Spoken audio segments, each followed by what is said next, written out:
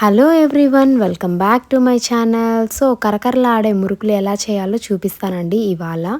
So దానికోసం అయితే 1 KG rice అయితే తీసేసుకోవాలి. నానపెట్టేసి ఒక 2 అవర్స్ అయిన తర్వాత నీట్గా వడకట్టేసి వాటర్ని, బియ్యాన్ని మొత్తము పల్చటి దాని మీద పరిచి క్లాత్ కానీ లేదంటే ఏదో ఒక పాలిథీన్ రేపర్ కానీ పరిచి నీట్గా ఆరబెట్టేసుకొని దాన్ని మెత్తని పౌడర్ లాగా చేసి పక్కన పెట్టుకోవాలి. నెక్స్ట్ 4 అవర్స్ కంపల్సరీగా ఈ మినపప్పు అనేది నానాలండి.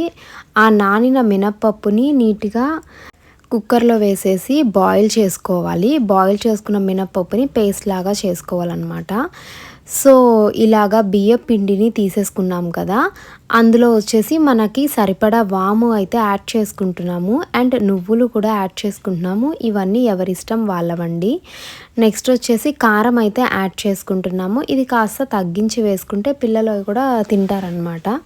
వాము ఎందుకంటే అరుగుతుంది కాబట్టి వాము అయితే వేసుకుంటున్నాము.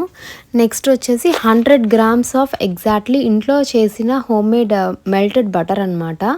సో దాన్ని అయితే యాడ్ చేసేసుకొని నీట్గా కలుపుకోవాలి. అండ్ ఇవంతా మిక్స్ చేసుకుంటే ఇలాగా ఒక ముద్ద ఫార్మాట్లో రావాలన్నమాట అండి. యాజ్ ఇట్ ఈస్ వీడియోలో చూపించిన విధంగా అయితే రావాలి.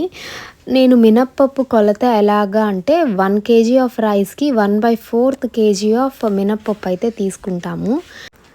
మిక్సీ వేస్తున్న మినప్పప్పులో మనము కల్లుప్పు అయితే యాడ్ చేసేసుకొని పేస్ట్ లాగా చేసేసుకుంటాం అనమాట. నెక్స్ట్ ఇది పేస్ట్ని ఈ బీప్ పిండిలో యాడ్ చేసేసి కలుపుకోవాలి. సో ఎగ్జాక్ట్లీ మరీ లూజ్గా కాకుండా గట్టిగా కాకుండా మీడియంగా మిక్స్ చేసుకోవాలి. సో కొలతలు అనేది పర్ఫెక్ట్గా తీసుకుంటే ఇవంతా నీట్గా వస్తాయండి. ఇందులోకి కొంచెం ఇంగువ యాడ్ చేసుకోవాలి. వీడియోలో చూపించిన విధంగా ఫస్ట్ కలుపుకోవాలి. ఇది కాస్త గట్టిగా వస్తుంది. నెక్స్ట్ కొంచెం వాటర్ యాడ్ చేసుకుంటూ కలుపుకోవాలండి. యాక్చువల్లీ ఇక్కడ కరెంట్ పోయింది, సో అందుకని ఇలాగా వీడియోలో కనిపిస్తుంది. నెక్స్ట్ ఇప్పుడు చూసారు కదండి, ముద్ద ఫార్మాట్ ఎలాగుందంటే కాస్త సాఫ్ట్గా ఉందన్నమాట. అంటే మనం మురుకులు ఒత్తుకోగానే నీట్గా అవి బాగా వేగిపోయేటట్టు పైకి వచ్చేస్తే ఈజీగా ఉంటుంది. ఆయిల్ హీట్ చేసేసుకొని ఈ మురుకుల గొట్టం ఏదైతే ఉందో అందులో వేసేసుకొని డైరెక్ట్గా ఆయిల్లో ఒత్తేసుకోవడమే. ఒకవేళ మీకు కష్టంగా అనిపించిందంటే గెంట మీద కొంచెం ఆయిల్ రాసేసి దాని మీద ఒత్తుకొని ఇందులోకి వదులుకోవచ్చు అనమాట. సో ఇక్కడైతే డైరెక్ట్గా ఇందులో అయితే ఒత్తుకుంటున్నాము. అండ్ ఇవి హీట్ వచ్చేసి మీడియం ఫ్లేమ్లో పెట్టుకోవాలి. హై ఫ్లేమ్లో పెట్టుకుంటే ఫాస్ట్గా అయిపోతాయి కానీ సరిగ్గా లోపలంతా ఉడకదనమాట. ఇవైతే రెడీ అయిపోయాయండి. కొంచెం వైట్గా ఉన్నప్పుడే తీసేస్తే ఆ హీట్కి కాస్త కలర్ చేంజ్ అయిపోతాయి.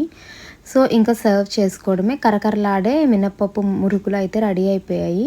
సో ఫ్రెండ్స్, నా వీడియో కనుక నచ్చితే please subscribe to my channel. Like చేసి షేర్ చేసి కమెంట్ చేయండి. ఒకసారి ఈ రెసిపీ అయితే ఖచ్చితంగా మీ ఇంట్లో ట్రై చేసి చూడండి. ఖచ్చితంగా మీకు నచ్చుతుంది. Thanks for watching.